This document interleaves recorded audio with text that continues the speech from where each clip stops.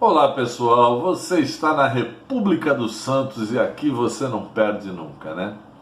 Eu resolvi fazer esse extracampo por causa de uma discussão que surgiu aqui em algumas redes sociais. Qual o motivo que faz com que o Brasil hoje não seja o melhor futebol do mundo, né?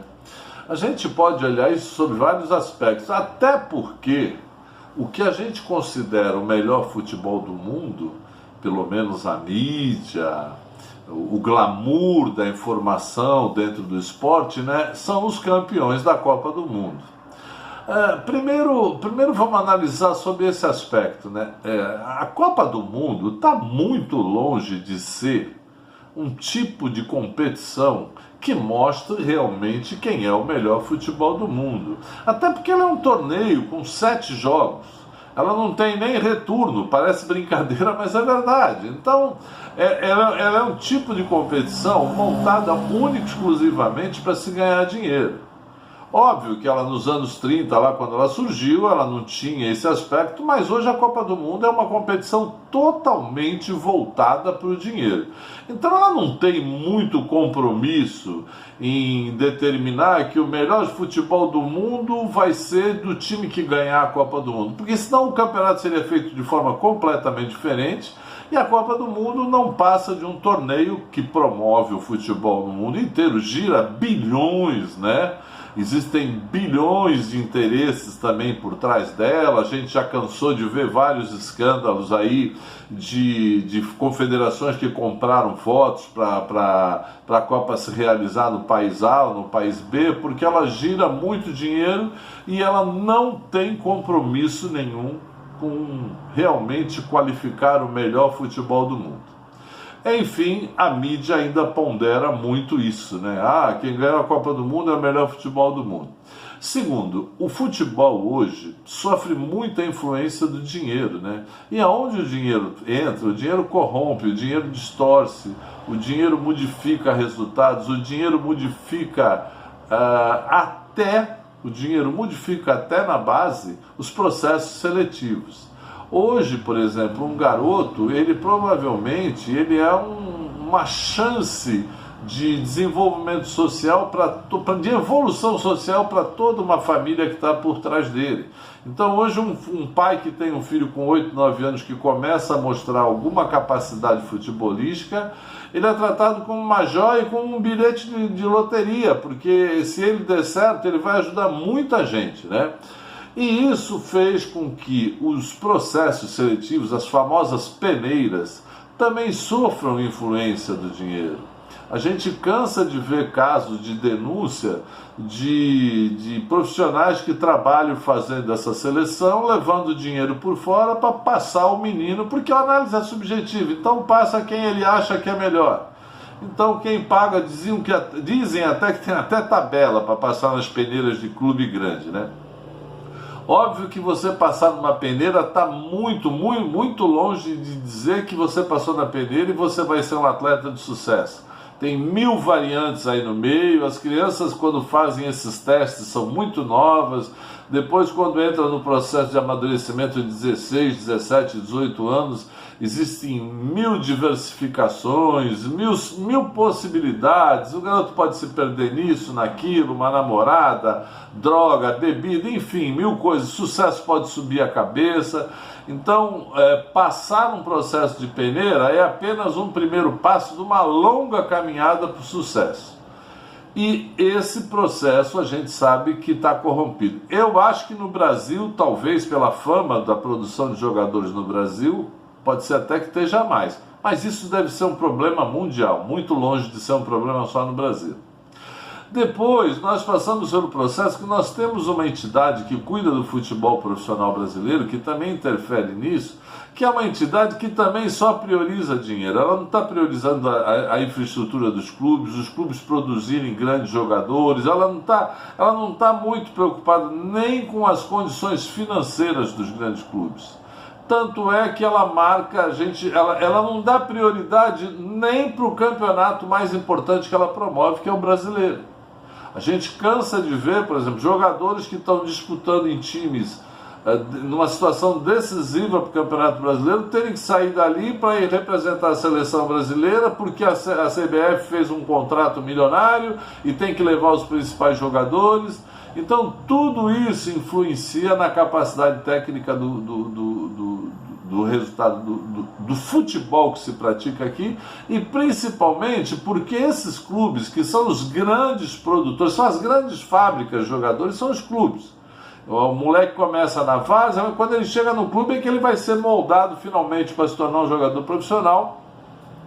E aí ele encontra um clube todo quebrado financeiramente, com 1000 problemas para tentar organizar minimamente o departamento de base, e isso também vai começar a sofrer influência do dinheiro.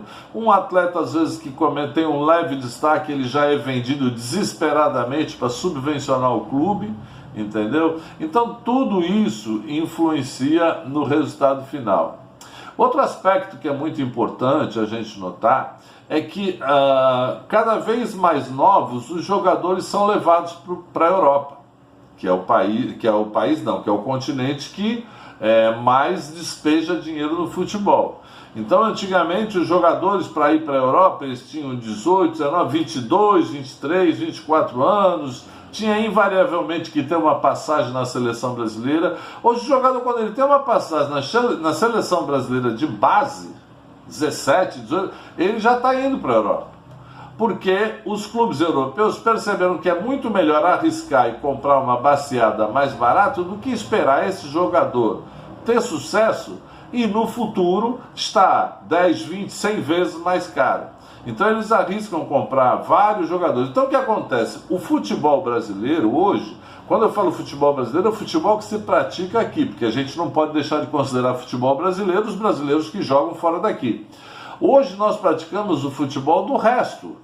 Os melhores vão embora muito cedo. A gente cansa de ver jogadores que aparecem na seleção brasileira que a gente não sabe nem de onde é que surgiu. A gente nunca viu em nenhum time do Brasil. Mas é o caso de garotos que saem aqui com 15, 16, 17 anos e vão se tornar profissionais com sucesso lá na Europa, aí surgem na seleção brasileira, aí que a gente vai conhecer o trabalho dele.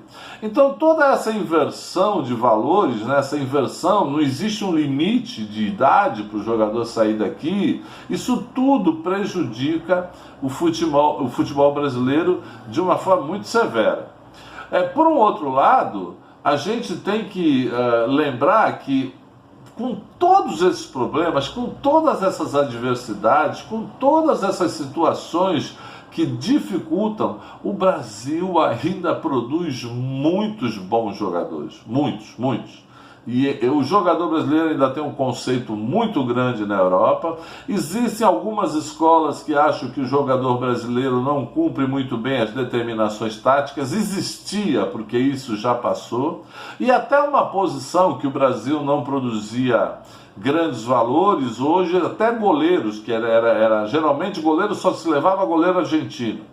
Hoje, os goleiros brasileiros também estão completamente diferentes. Mudou os goleiros, o treinamento de goleiros hoje no Brasil é um dos melhores do mundo, os goleiros brasileiros são os melhores do mundo. E outra coisa, essa consciência tática do jogador brasileiro, hoje ela já é praticada na base, entendeu? O problema é quando tática demais cauteriza a técnica. Né? Antigamente nós priorizávamos só a técnica.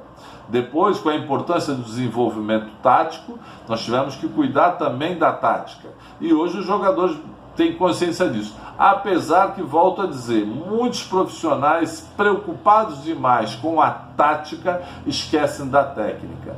Porque a técnica ela é capaz de, em 1, 2, 3 dribles, 2 dribles, ela desmonta um sistema defensivo muito bem armado. Ainda é o encanto do futebol. As pessoas pagam para ver um jogo de futebol, os jogadores ganham milhões porque eles vão fazer em campo aquilo que a gente não sabe fazer. Para dar carrinho, chutão, destruir, isso qualquer um faz. O que a gente quer ver, o que a gente acha bonito é a arte do futebol, é o cara fazer o que eu não consigo fazer. Esse eu pago e com prazer e bato o pau.